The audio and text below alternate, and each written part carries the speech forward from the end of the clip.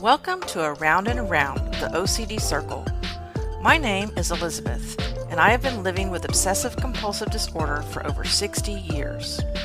I am not a therapist or a member of the medical community. I am just an ordinary person like yourself who will be sharing my thoughts and experiences with you, with the hope that you will feel less alone. If you don't have OCD, I hope you will learn some information that will help you understand this disorder better. Some of the topics I will be covering may be triggering for you as a listener. If so, I apologize in advance.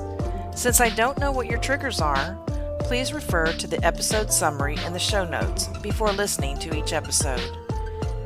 If at any time you feel like hurting yourself or ending your life, please call the 988 Suicide and Crisis Lifeline by dialing 988 if you are in the United States. It is open 24 hours a day, and you will be connected with the nearest crisis center to receive immediate counseling and local mental health referrals. Now, on to today's episode.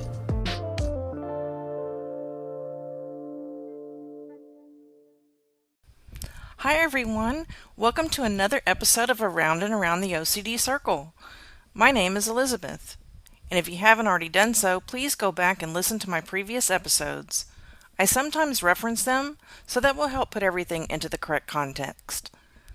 I want to remind you that you are welcome to email me at aroundandaroundtheocdcircle@gmail.com at any time. I have closed my Yahoo account. You can also follow me on social media on Tik Tok, Instagram, Twitter, and YouTube. Those links are listed in the show notes below. Also, if you'd like to be a guest on a future episode of this podcast, I would love to talk to you. You can be completely anonymous. So on to today's episode. I'm curious to know if having OCD has changed relationships you've had with romantic partners, friends, spouses, co-workers, or other people you come in contact with.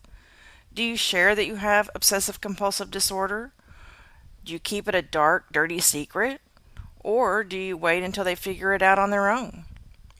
Have relationships in your life been destroyed as a consequence of your having OCD?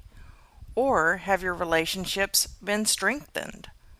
Today, I want to talk about how obsessive compulsive disorder has impacted my relationships and social interactions.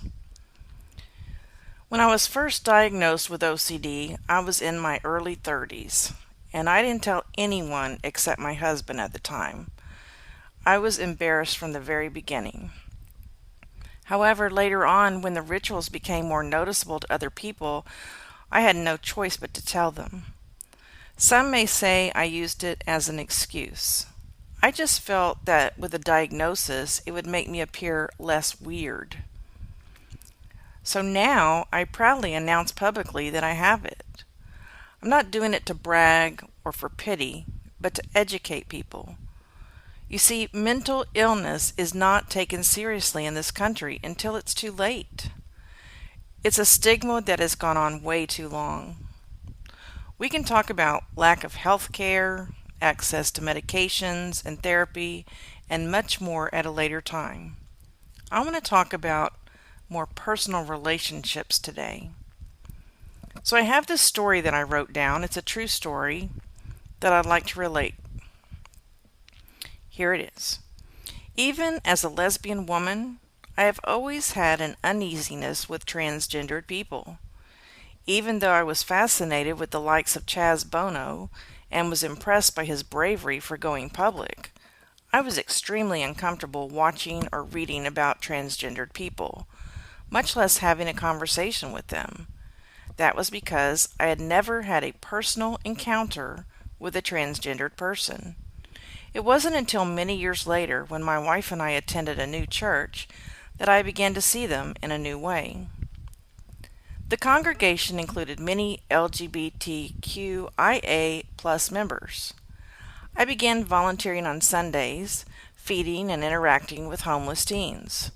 I helped cook, and there was a transgendered woman cooking with me named Sandy. She was an engineer in a large oil company, and we would chat while we prepared the food. We talked about our jobs, our families, our interests. We never felt the need to talk about our genders or sexuality. After a couple of weeks, I literally had forgotten that she was transgender. She was just Sandy. And from then on, having finally socialized with a transgendered person, I am now able to put that aside and interact with them as I would anyone else. Alright, so for the same reason, I feel it's important to educate other people about my mental illness and show them that our differences don't matter. We are all unique and we can all get along in this world. I mean, how incredibly boring would it be if there were no races, genders, special needs, mental illness, or even idiots? How could we possibly develop empathy if we're all the same? Having obsessive compulsive disorder, being gay, being right-handed, these are just a small percentage of what makes me Elizabeth. I want to be remembered as happy, kind, and successful. That's it. A friend once asked me to talk to her teenage son. He had OCD and he was really struggling. He had known me for years, and yet he never knew I had it. He knew I was a teacher, was happily married, and successful in life. She said it really woke him up when I told him that I had OCD, that he didn't have to worry about the future anymore, that OCD did not have to keep him from achieving anything he wanted to do. He could have a career, fall in love, get married, and have children. Everything everyone else could look forward to. There have been many consequences in my relationships directly connected to OCD. My longest spell of 6 years was an obsession with my boss.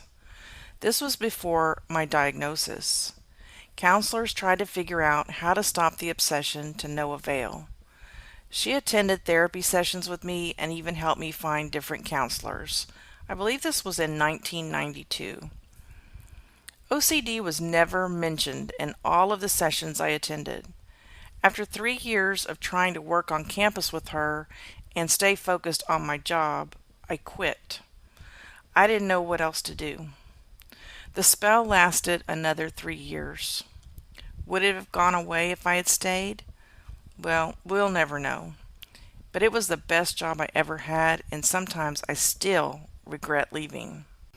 Another consequence was that during the same spell, out of the blue, I wrote my best friend a letter, telling her that I was jealous of her success as a mother and a teacher. The words on the page made no sense, pissed her off, and she dropped me like a rock after 5 years of friendship. Since I didn't know I had OCD, I couldn't reason with her. I couldn't tell her about these intrusive thoughts. No apology worked because I couldn't say, I don't know why I did it. And for her, there had to be a reason. I don't know why was not acceptable to her. I have lost many friends or acquaintances who were the objects of my obsessions over the years. Most of it has to do with people's fear or ignorance of the disorder. Many just didn't want to deal with it for the long haul. I did write my boss many years later and said, "Hey, remember when we couldn't figure it out? It was obsessive compulsive disorder all along." OCD affected my marriage, my children, my friendships. It affected my career. At the beginning of my current obsession, I blocked her from all my social media. It totally pissed her off. She thought I didn't want to be her friend anymore, when in reality I did it to protect her, to remind myself not to tell her my intrusive thoughts. Because in the past it had scared people away anyway. So because I had made her mad, I unblocked her. And when you know it, one night around midnight, I was thinking, she hates me. She didn't respond to my message. She wouldn't know if I dropped off the face of the earth. In my heart, I knew she was busy with her life and would eventually reply. Since it was so late at night and I couldn't call my therapist or a friend, I sent her the message. As soon as I hit send, I regretted it. That night I lost what might have developed into a great friendship. Recently we've crossed paths on social media. She's polite, and seems happy for me, that my spell is almost over. But we will never be friends, and I don't have that expectation at all. I just want to know that she doesn't hate me for all that I said, because it wasn't what I truly believed, and I think she understands that now. One piece of advice I would give is don't use OCD as an excuse for your behavior. OCD is not necessarily curable in the sense that it can be completely eliminated, but it is treatable and can be managed. In the case of the woman I just mentioned, I didn't manage my intrusive thoughts very well. When I have them, writing them down in a journal for myself brings little to no relief. I have to say them out loud to someone, or in a letter or message. That is the purpose of this podcast. Someone has to hear my pain. I expect them to understand, when in fact all I'm doing is putting my burden on them, and that is not okay. If you're obsessed with someone, it's totally up to you whether or not you're going to tell them. But if you decide to mention it, try to educate them about the way your OCD manifests itself. Prepare them. Give them examples of previous obsessions you've had, how you've handled it well or badly, and how you plan to handle this one. Let them decide whether or not to stay in contact with you. If you don't like their decision, accept it anyway, because you don't want to hang on to a relationship with someone who is not willing to try. That's on them, not you. It doesn't make them bad. They were just not ready. I'm sure it sucks to be the object of someone's obsession. Don't think that by letting you go, you are not a worthy person, that you were just not worth the trouble. Put yourself in their shoes. It can be as mentally draining for them as it is for you. And do you really want to put someone else through it when they have hundreds of other things going on in their life? My children, my parents, my brother, and my wife all know I have OCD. Once they knew, some of my previous behaviors made a whole lot of sense, and in some cases, it actually brought us closer together. But I try to keep my intrusive thoughts to myself, my therapist, and a few close friends, most of whom have some type of OCD themselves. And that's where this podcast comes into play. You're welcome to contact me via email or on any of my social media platforms. I'm a good listener, and I understand.